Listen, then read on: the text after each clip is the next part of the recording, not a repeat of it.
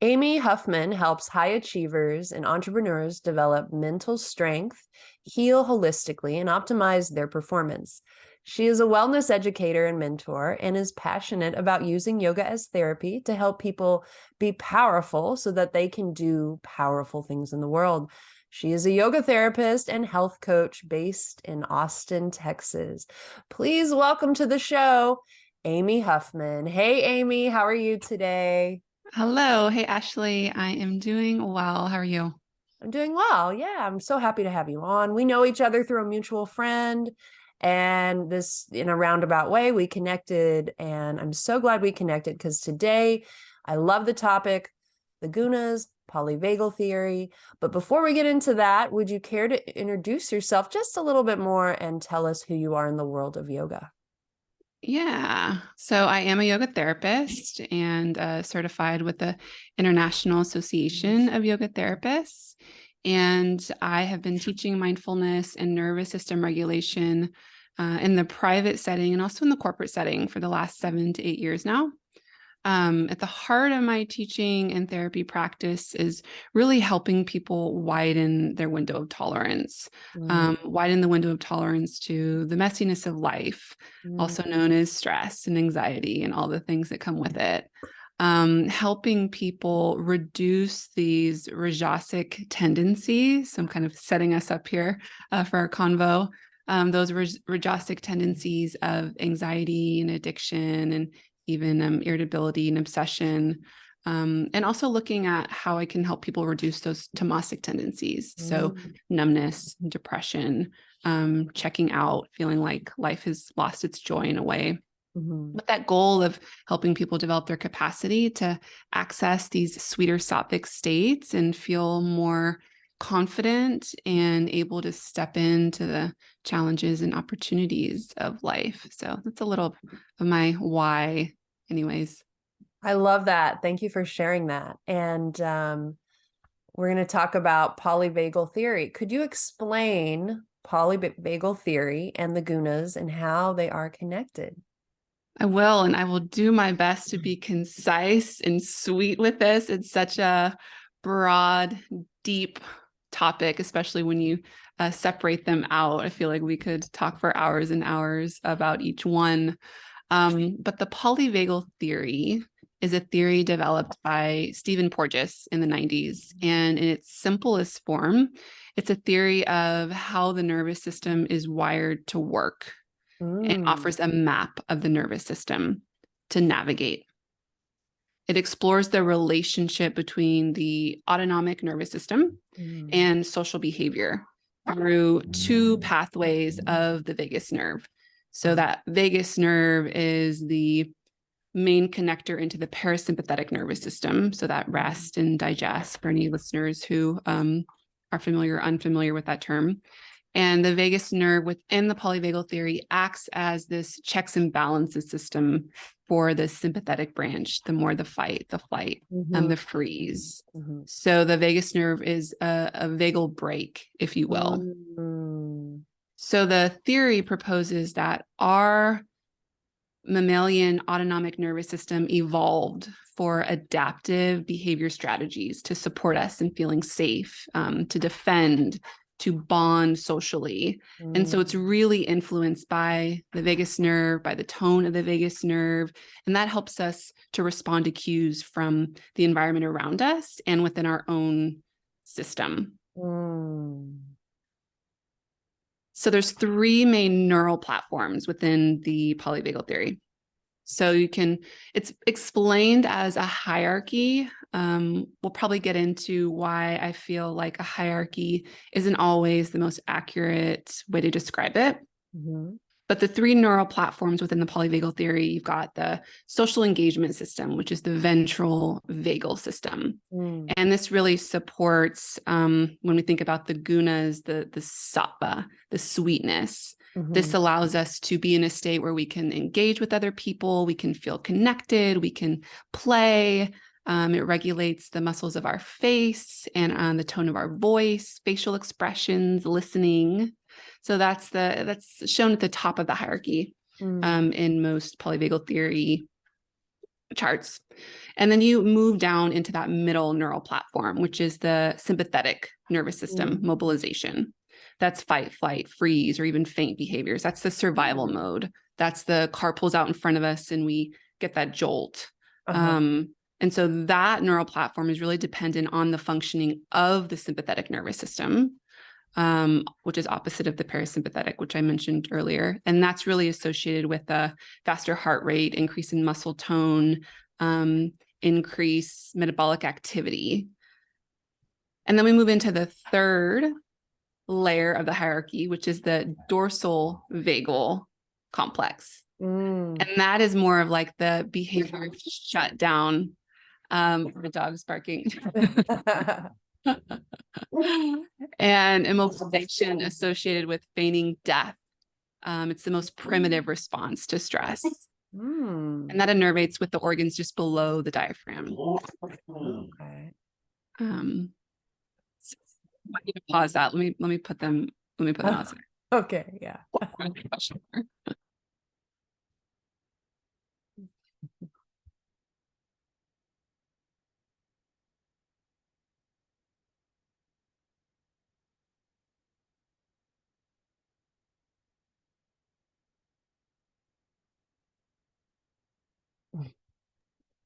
Of course.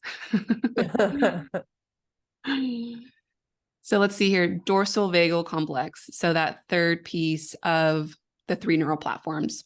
So that is the behavioral shutdown, immobilization. You can think about, the turtle who recoils into its shell. And that's really the most primitive response to stress. So when we think about the polyvagal theory and the evolutionary aspect of it, the dorsal vagal is said to be the most primitive and what developed first. So we think about these three neural platforms as being layered onto each other. And so, I think really at the core of polyvagal theory and how it applies into yoga and yoga therapy is that the vagus nerve here matters and its tone matters. And that is really when we look at how we can change our nervous system, keeping these neural platforms in mind, we're working with the vagus nerve and the parasympathetic nervous system. Yeah. So I'll pause there for a moment. Any follow-up before I get into the gunas? I know that's a lot. Yeah. Well, I really love the way you explain it. Like there are three different categories going from, I guess, least primal to most primal is how to look at that. Okay. Yep. I feel like that's a simple way to kind of put them like a new concept kind of into the brain. And so the gunas. The gunas. So then you've got the gunas, and I think I'll revert to the Bhagavad Gita here for this one. The Gita describes the gunas as those that underlie and shape the characteristics of everything that is of material nature and that exists within Prakriti, our material world, and their physical and mental and behavioral attributes. So you've got sattva, which is also described as, lightness, a relaxed alertness, the qualities of buoyancy, joy, and understanding, the foundation for wisdom and clear seeing. And I'll just plant the seed here as I'm going through these three gunas. Maybe you can start to see a little bit of the connection between the three neural platforms. Yeah. So this sattva also correlated with the ventral vagal complex at the top of the hierarchy, that space where we can be engaged and playful. So from sattva guna, we move into rajas, and rajas is more activating energy, supports movement and creativity and motivation. Can also be associated in an imbalanced way with agitation and obsession or addiction, even hyperactivity and anxiety. Yeah. Looking at the neural platform, rajas, and that sympathetic activation, that fight or flight, you can start to see those overlapping patterns, perhaps. And then the third guna being tamas, that quality of inertia said to be associated with delusion or heaviness, even like an indifference or a shutting down, if you will. That said, Thomas can also provide support. There's stability, there's groundedness. Mm. And I think that's important to touch on with the gunas of you can be in a balanced place with these qualities, and then you can be imbalanced. Mm. A balanced tamas would look like groundedness and stability. Balanced rajas would look like creativity and the ability to find that energy for inspiration and change. And then, sattva is sattva. It's that sweet space. Uh-huh. Yeah. Yeah. So when you look at the gunas and the three neural platforms of polyvagal theory, you can see that there is this constant movement and state shift and change, or qualities shifting and changing. They're coexisting with each other. And it's really the different proportions of each in material objects or within ourselves, within the nervous system, that really give rise to context in what we're experiencing, how we think, how stories might influence where we are now from a nervous system state, and what qualities we then bring forth into our lives and our worlds. So I think that there's a lot of translational framework, if you will, for the polyvagal theory and the neural platforms from a neuroscience perspective. And then you have the gunas, this ancient wisdom. And you really see how they can start to work together to provide a solid foundation and framework that incorporates both the East and the West, and helping people move closer towards well-being and resilience and growth. And also where I really gravitated to was this overlapping between ancient wisdom and neuroscience, and being able to have a framework to move yoga and yoga therapy into a clinical setting, into a research setting, in a really valid way. Yeah, I mean, to have this polyvagal theory that came out in the 90s, and then you have this ancient wisdom of the gunas, that is a pretty cool thing, these parallels. Are there any misconceptions of polyvagal theory? There are. I think for me personally, the deeper I got into my personal practice and study and using it in clinical setting, was the misconception that although the ventral vagal complex is at the top of the hierarchy, that doesn't mean that it is the desired goal. Like it is the gold star, like that's the end game, and we want to stay there. And so I like to think of taking that hierarchy and flipping it on its side about 90 degrees and having it be more of a spectrum.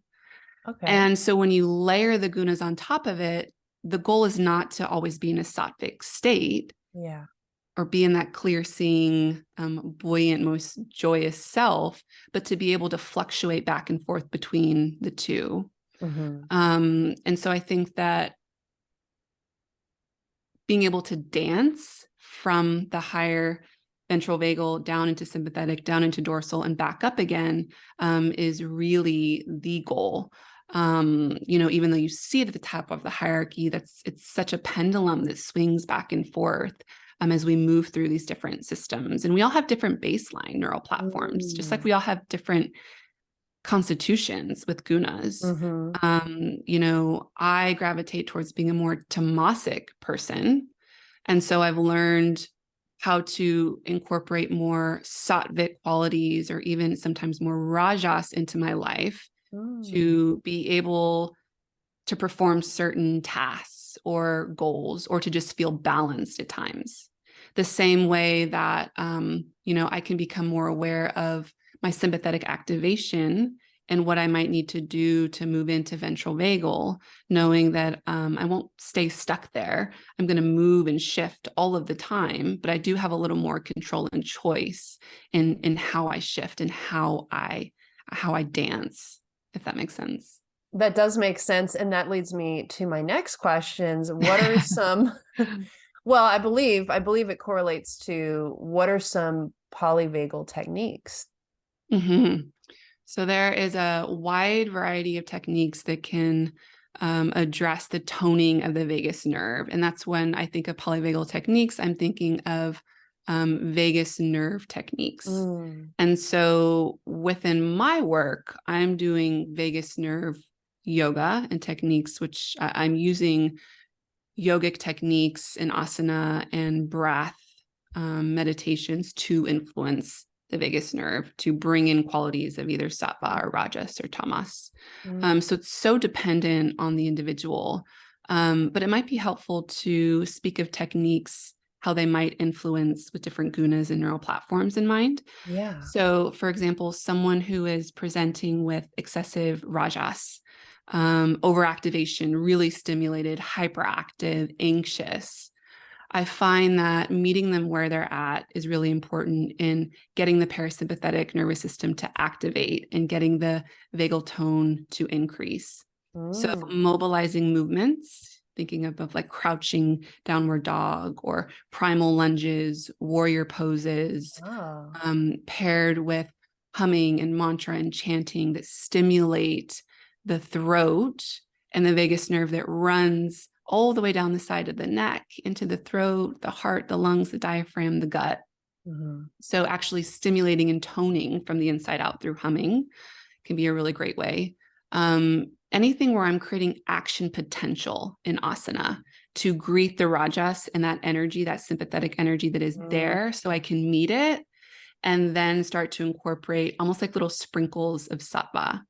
And so then I'll start to incorporate extended exhalation. So science and research around extending the exhalation is a beautiful way to increase parasympathetic nervous system and vagal tone. Even using cues, and this might really resonate with the yoga teachers who are listening. And I do have a free resource for listeners that is actually a 10-minute vagus nerve yoga practice. You can experience what some of these cues and poses might be.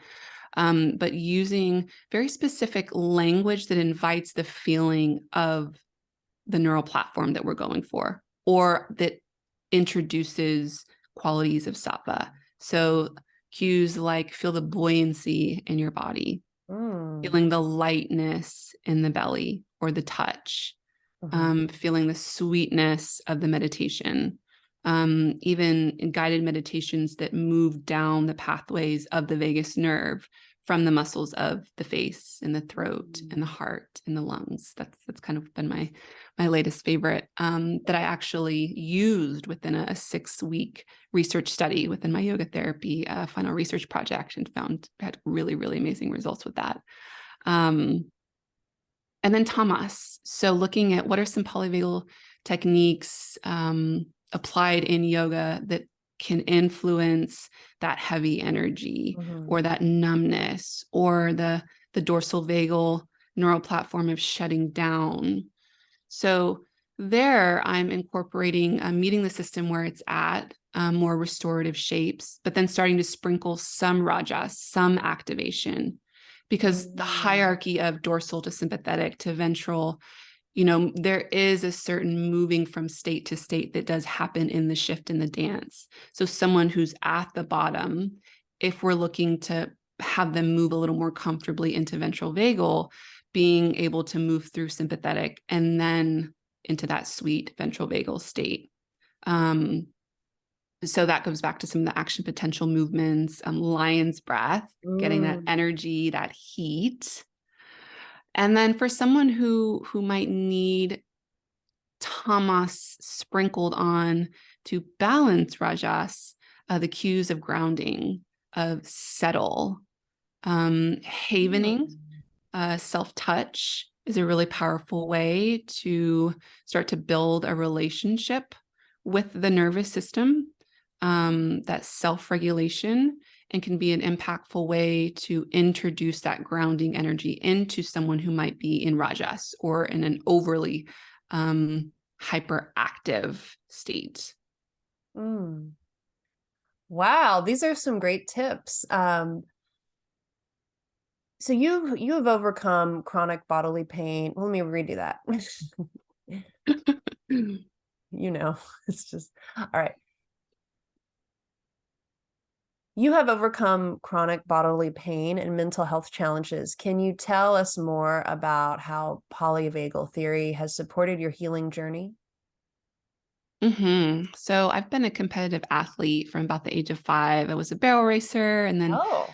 played volleyball. And so I learned how to push myself physically and mentally from a very, very young age, how to focus and channel self talk and play at the highest level. And I think a lot of listeners can probably relate to that. Mhm. And then I reached a stage, I'll call it the first stage, where the body starts to whisper to you, right? And gives you cues that you're reaching your threshold and your capacity. It's like the Mm. beep, beep, beep that's going off. And naturally, my 19-year-old self didn't listen. So it started speaking more loudly in unexpected, inexplicable ways: Mm. panic attacks, chest tightness, body numbing, this fear, and this surge of hyper arousal, that sympathetic state. And it was so unexpected. It's brought a lot of fear into my life for a long time. And then I stepped onto my yoga mat for the first time in a yoga class in college and got this taste of what I now know to be self regulation and Oh. feeling more connected with my body and the cues that I was receiving of heart racing, of chest tightening, of throat tightening. But I was in a safer space where I was then being asked to connect with my breath or to settle or to hear some of those cues that brought me into a downregulated state. And so those unexpected symptoms and inexplicables started to make a little more sense. It didn't feel so much like my body was turning against me and I had no idea why. So I began to explore through embodied movement through yoga that Mm. physical release of fear and anxiety, Mm. and started to experience how to change my nervous system through breath regulation. And my relationship with panic and fear changed. And so then the narrative was like, okay, like I'm not at odds with this. Like I see you. Mhm. You're trying to tell me something. I'm a little more open and receptive now. And that door just kept getting wider and wider. My curiosity was just insatiable on how I can continue to Mhm. change and widen my own window of tolerance to to sympathetic arousal. And so that was probably the first big like aha moment for me. And that led me into the yoga journey, being a teacher specifically. And Mhm. then the second big moment for me was, entering into adulthood and climbing that corporate ladder as I thought I should, and finding myself in a really toxic, high stress startup environment. Mm. And again, my body said nope, nope, and nope. And it let me know: lips swelling, body breaking out in hives, you name it. Oh, But this no. time, I had the capacity to listen. And it wasn't so much like, this is inexplicable, I have no idea why this is happening. It was like, okay, there's something up here. Yeah. Um, I had heightened sense of awareness. And so that was almost 5 years ago. And since then I've really made it my mission, my purpose to help others who are overstimulated, who are, have that the over rajasic tendency demanding roles, to learn how to trust themselves and to build resiliency within themselves so that they can continue to step forward into the messiness of life, because it doesn't get any less messy, but can also be able to connect with love and joy and buoyancy in those sattvic states and that ventral vagal state and that neural platform. And to help people remember they can change their nervous system and Mm. their relationship to their inner and outer world. Thank you for sharing your story on being a competitive athlete, climbing that corporate ladder, and how, like, giving like clear examples of how your body was like, no, no, no. Like, Mm-hmm, I think we mm-hmm, can all relate to that on some level, or at least throughout our lives, multiple times.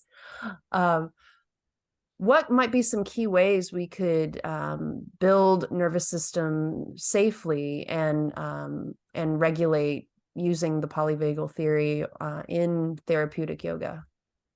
mm-hmm. I think dependent on someone's unique history and story, I will always advise working in a safe space with a trusted practitioner, whether that be Mhm. a psychotherapist who's trained in nervous system regulation, a yoga therapist who has a good understanding, who can provide a safe space for you to explore, widening the window of tolerance that I mentioned earlier. Understanding what it is to get familiar with a hyper aroused sympathetic state of being in overactivation, even though sometimes it might make you feel like you want to crawl out of your skin. Mm, Um, Being able to engage with that system and practice techniques to bring you back down. Practicing what it is to be in a hypo-aroused state, mm, numb, maybe feeling like you just don't care, depressed, mm, spent, just like burnt out, can't peel myself up off the ground. mhm, And being able to slowly, again, sprinkle a little bit of activation, a little bit of movement, but just doing so in a very gentle way of riding the wave. I mm, think that's something that I really hit home on with clients and listeners can take away is just riding the wave, whether it be the emotion, whether it be the sensation, um, riding the wave and knowing that it's not going to last forever. You will reach a threshold, you will reach a peak, and that's really the practice of creating elasticity within the nervous system. That's where mm, it's going to mm, come from. That's where it's going to happen, and it's not always comfortable, but knowing that once you become more familiar with riding the wave and engaging in these different neural platforms and knowing which qualities to maybe bring in to help you feel more balanced, and there's so much more choice. mm. Um, there's more context that you can work with. And I think that really unfolds a deeper sweetness to life. It just moves you from a place of reacting to stimuli to being able to respond. Wow. Um, you know, I think that so many of us think that our mind and our brain controls the story. And it's really like the story and how we see the world happens in the body first. The nervous Mm, system is like this built-in surveillance system. And it is responding much quicker than, our minds can keep up with.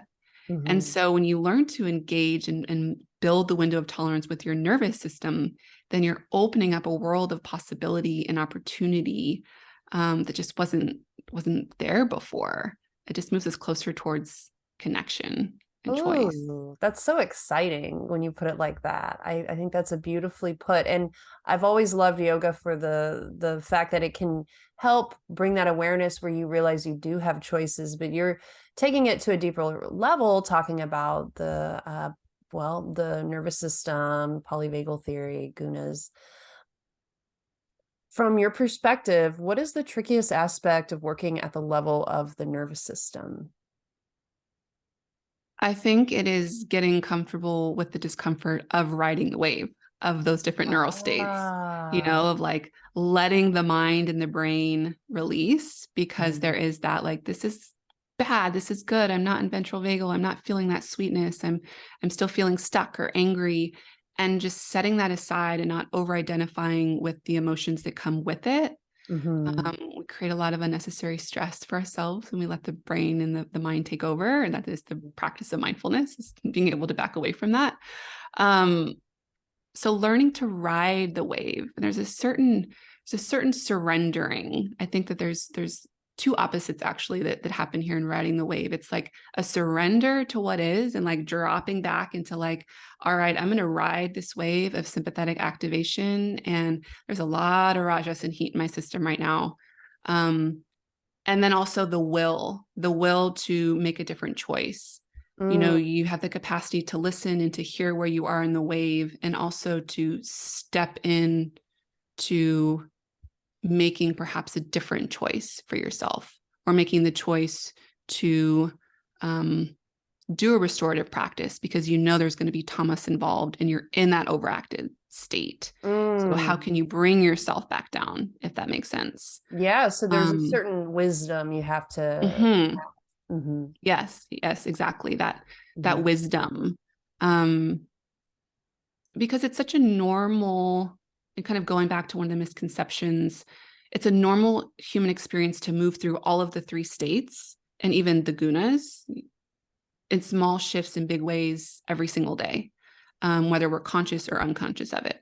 You know, you're scared after that close call with the car pulling out in front of you, or Mm-hmm. you're angry at your boss or your partner. You want to collapse at the end of the day because you're exhausted. Mm-hmm. You come home content because, you know, there weren't any fires to put out, you Uh-huh. know, so we're always moving through slightly more charged and less charged states, all the time, day to day. And I think that practitioner Deb Dana speaks to this really beautifully in a book called Anchored.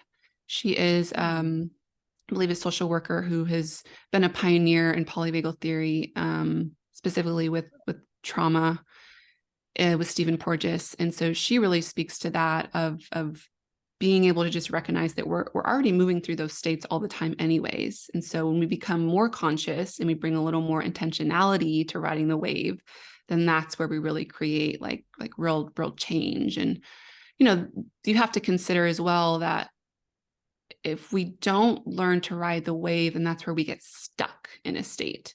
And so while the goal is not to reach ventral vagal and like never experience unpleasant rajas or tamas or any of the Mm-hmm. other states, we can get stuck in each of those states. And that's where the imbalance happens. And then that's where stress happens, or we get into survival mode, or things just feel really heavy and we suffer.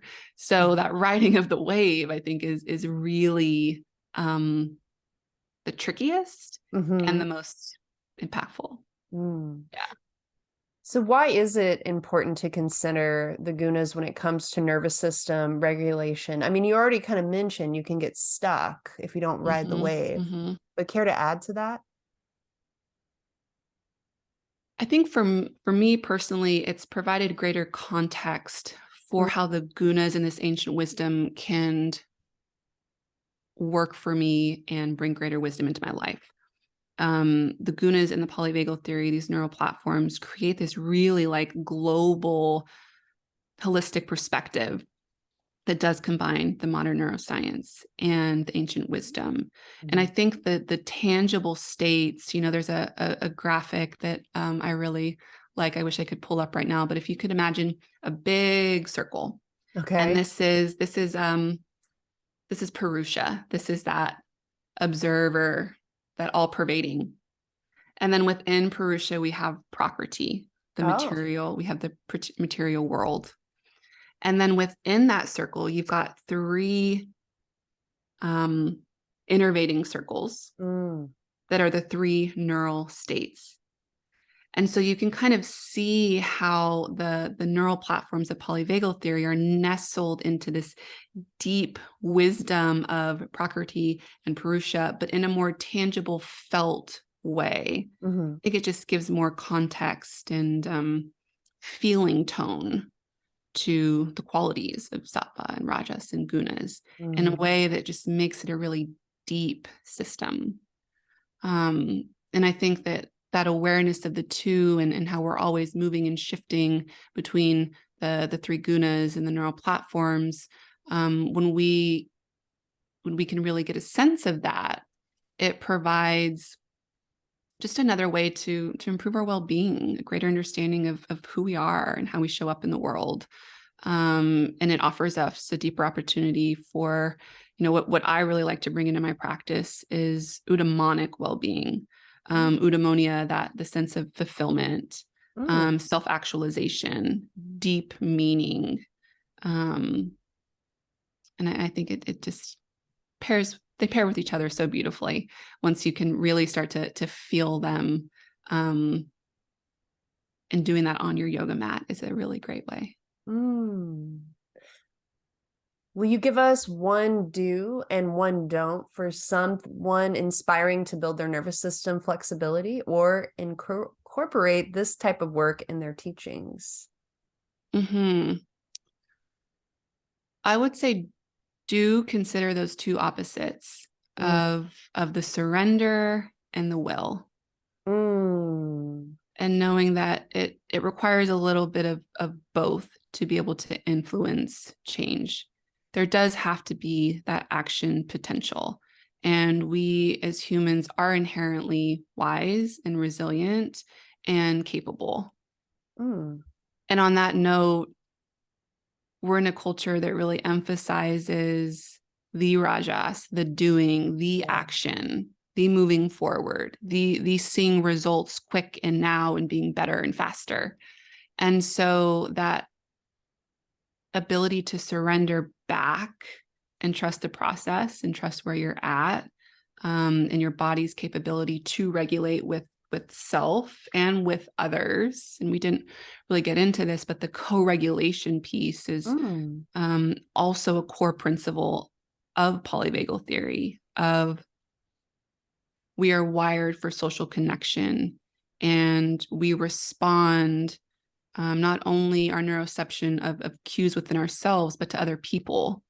And so, you and I are co-regulating right now. We're nodding our heads. We're opening our eyes. We're smiling. We're getting cues. Our surveillance system is getting cues that like we're safe and connecting. And unconsciously, it's under the surface. So when we trust in that system in a way, and sometimes that takes more work to be able to build that trust. And we're working with someone trained can be really powerful and helping you practice the surrender or helping you practice the will of where you might need to be. So I would say that's the do's.